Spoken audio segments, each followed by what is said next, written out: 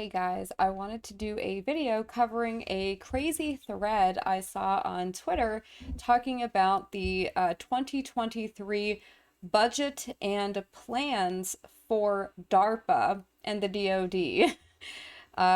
It is like transhumanism on steroids. It's very disturbing. All right, so here's the thread, and I will include the link in the video description. It says, Happy 2023. Here are some fun things DARPA and the DoD have in store for us this year. Now, this is the unclassified DoD 2023 budget estimates. DARPA, Defense-Wide Justification Book, Volumes 1 through 5. So, the first thing that is listed here is scalable atomic clocks to create GPS independence from central NIST location in the event of power grid failure. So, I think that that's disturbing.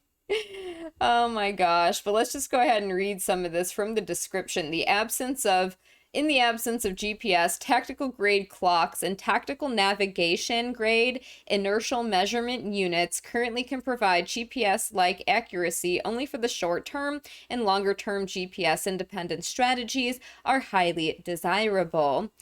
A-PHL will enable long-term GPS independence and enable better than GPS PTN accuracy for short durations. So for 2023 plans, it says test integrated photonics-based atomic clock by referencing to civilian and military time standards at the National Institute of Standards and Technology, that's NIST, and the United States Naval Observatory. Now, why is that interesting? Power grid failure. I think it's interesting for a number of reasons. I had back in, I think it was 2019 or 2020, I read this report that was, I believe it was commissioned by the Pentagon, and it was talking about the risk of an EMP attack. And it was talking about how the United States is particularly vulnerable to an EMP. And it went into sort of the how our infrastructure hasn't been updated in a very long time, and how the power grid is very, very, well, let's just say bad and vulnerable to an attack like an EMP. And I think that report specifically mentioned North Korea launching an EMP through under the guise of like a satellite launch or something like that, like a targeted EMP attack, and what would occur if the power went out, if the entire grid went down. And it was really interesting to read the report and what it said about just how quickly like civilization would completely collapse. In the United States, like we're a pretty comfortable, decadent society.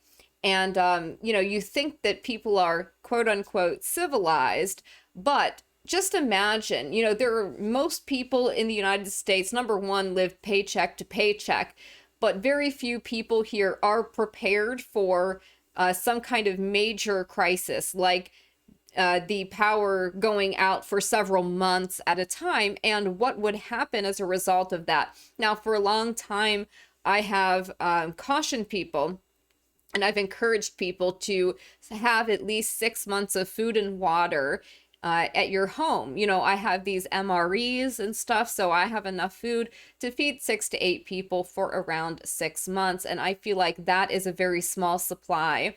So I'd like to get more of that. But I wonder how many people have even enough food to feed their families for 1 month. So if the grid goes down, that's going to shut down also supply chains, and most grocery stores in the United States do not have a lot of stuff stocked up. There's a word for it, but it's something like, basically the way that the supply chains are set up is food is delivered to the grocery store, and there's not a lot, like it's not going to last long. Like it happens, as needed, right? There isn't like a backup supply. So whatever is in the grocery stores, if the power goes out, like those stores, number one, they're not going to be open. And number two, the food will go bad very quickly. And then the canned goods, whatever that they have in stock on the shelves, once it's gone, it's gone. So then you have to know how to provide for yourself and your family. You have to feed yourself and your family. And this is where you would have marauding gangs of people looking to steal resources that other people have. And you would need to have a way to defend yourself and your family and provide for them.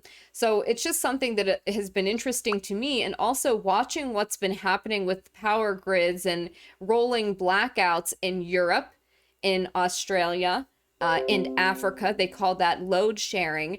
You know, and the sort of like austerity measures, it occurred to me also that these so-called power grid attacks in the US, the attacks on substations and stuff like that, it occurred to me that there could be a reason for that, right? Number one, they can use it to demonize their enemy and say, oh, look at these, you know, dangerous extremists and conspiracy theorists. Look what they're doing. And so it turns people against us, or, you know, whatever. And then also it provides the kind of problem reaction solution of like, oh, we need to update and modernize the United States power grid. And I think that they're going to move to something that is like a smart grid. So think about UN smart cities programs and what that would entail. Things like the Internet of Things, or having carbon meters set up on every single home. So if you exceed your carbon quota for the month, they can shut off your hot water or your thermostat. And if you want more, you can purchase more tokens or whatever. But this is the system I believe that they're going to be looking to move into. So I just thought it was interesting, you know, that it mentioned this sort of like, oh, the event of a power grid failure. So let's move on. This was disturbing. A program called WARDEN, which stands for Wavelength Agile Radio Frequency Directed Energy. Just the title of that, I think, is quite ominous. And to amplify the range and lethality of high power microwave systems. So what came to mind for me was sort of crowd control systems. So it says here in the description, it aims to extend range and lethality by introducing flexible wavelength techniques that use combinations of frequency, amplitude, and pulse width modulations to significantly improve electromagnetic coupling into complex target enclosures and increase the probability of disruption or damage to internal electronic components and circuits. Current HPM systems use oscillators to produce electromagnetic radiation. The WARDEN program will develop and demonstrate the first broadband HPM amplifier. So what's interesting to note too about the fact that this is budget requests is it talks about what the fiscal year 2022 plans were, and then it moves forward into 2023. So you have to consider that a lot of these programs and projects are not new for 2023. They've been actually going on for a while now. They're just requesting more funding for the next year. So for 2023 plans, it says finalize broadband amplifier designs and initiate fabrication, procurement, and laboratory preparation, develop high current electron gun and high power broadband amplifier designs, and verify them through 3D simulation. I thought that was interesting, to say the least. Now, moving on to rapid healing for warfighter injuries, leveraging AI to predict, stimulate, and control physiological processes in complex tissue. So one of the things that is always done by these people, the elites, if you will, and how they kind of sell this stuff to people, to their control system, they always make it look like, you know, something good, right? They kind of use the wounded warriors in this regard, right, as a way to sell this to people for why this would be actually a good thing. So I just want to read part of this here, and I know some of this is cut off for you, but I will include the link to this thread in the video description. So it says, developing technologies that can accelerate the restoration and repair of complex tissues. So that was interesting. The program will develop techniques that combine high-resolution biosensors to track the healing process in real time with bioactuators to stimulate restoration where and when needed. Manipulate highly complex signaling pathways in wounds and the developmental interdependencies that scale from cell to tissue. The program will develop new methods to convert dense multimodal information into the body's native repair processes, and will leverage AI, artificial intelligence, to guide the delivery of the signals necessary for healing. Advances from this program will produce bioactuators that can release diverse stimuli with high spatial and temporal resolution, and biosensors that provide the requisite in situ measurement to guide the healing process. So if you look at 2022, it says demonstrate closed loop control over at least one physiological process. Demonstrate improved wound healing for one wound healing stage. Now when we go to 2023, it says demonstrate improved wound healing for 2 stages of wound healing. Now that's interesting. Also integrate sensors and actuators for one physiological process into a single platform. So this is sold as like, hey, wouldn't it be really great if, somebody, a soldier is wounded on the battlefield, if we were able to have these sensors inside their body that is kind of hooked up into a cloud or whatever, and could stimulate signals inside the body to accelerate the healing of injuries. Now, if they're talking about closed loop control over one physiological process, you would think that this could be a vulnerability as well, though, because if there's these sensors inside the body that can take control over physiological processes, couldn't that be hacked? And couldn't it be used to simulate like a heart attack in somebody?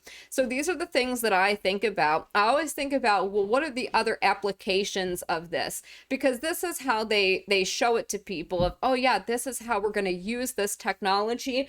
But I believe that it all obviously has multiple uses. And it is transhumanism, by the way.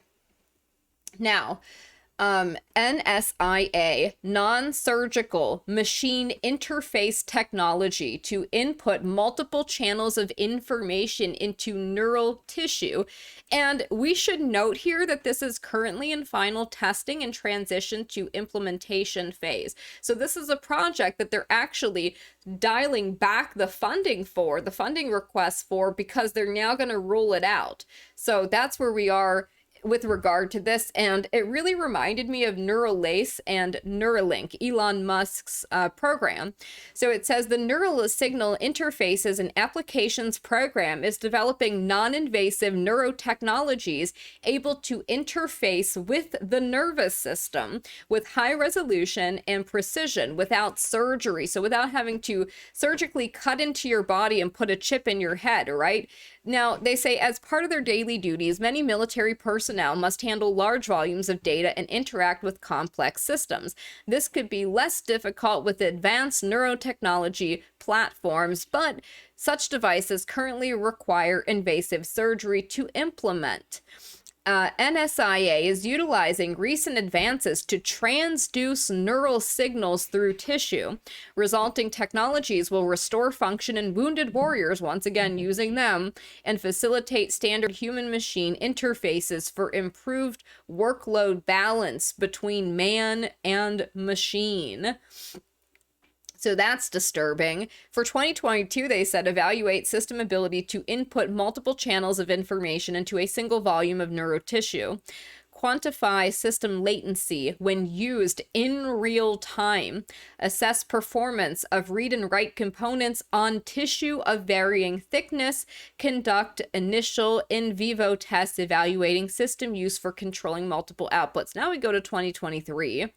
Conduct studies to collect safety data to enable regulatory approval for clinical system evaluations. Submit safety evaluation data and documentation to request regulatory approval for further system evaluations. And then it says, conduct refined tests evaluating control of multiple outputs in real time.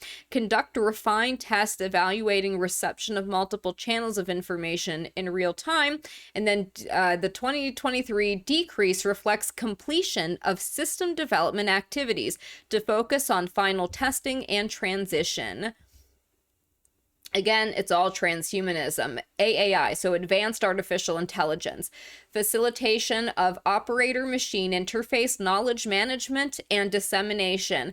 and social context-informed AI forecasting, including focus on measuring and aggregating pre-conscious signals and how these can be used to determine what people believe to be true. So precognition, pre-consciousness, pre-crime. You see how disturbing that is? The Accelerating AI program seeks to go beyond commercially driven advances in AI. So we know that technology in the national security regard, you know, in the military, it's probably 50 years ahead of commercially available technology that the public knows about, right? So consider that. To address important NatSec challenge applications. In particular, this program is focused on improving human AI collaborations to mitigate current bottlenecks in DoD ability to rapidly adapt and deploy new technologies and capabilities. If successful, research efforts under this program will significantly accelerate the pace of innovation in many important DoD domains, while also reducing the time and cost associated with approval and certification processes needed to transition and deploy new technologies. The need to develop social context-aware AI systems and to ensure robustness of AI systems, particularly in novel and/or unanticipated situations. AI approaches to enable reliable and robust forecasting and decision aiding tools for stabilization, deterrence, and gray zone operations. Gray zone operations is interesting because it's sort of fifth dimensional warfare where the battlefield is the human body and mind. So this was the 2022 plans: initiate transition of molecular design systems from academia and industry to DoD partners to evaluate performance in DoD applications. Initiate development of design tools to enable full system human-machine interface compositions.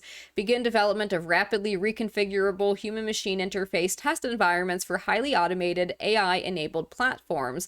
You know, in red here, initiate efforts to develop a new understanding of how pre-conscious signals can be used to measure what people believe to be true. Now, why would they need to know that? Very disturbing. Test and refine design tools to enable full system human-machine interface compositions. Continue construction of rapidly reconfigurable interface for highly automated and AI-enabled platforms.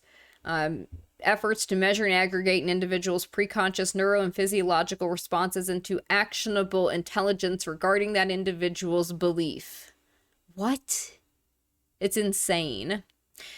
So, fiscal 2023 decrease reflects a shift from development and prototyping to testing. So, that's interesting.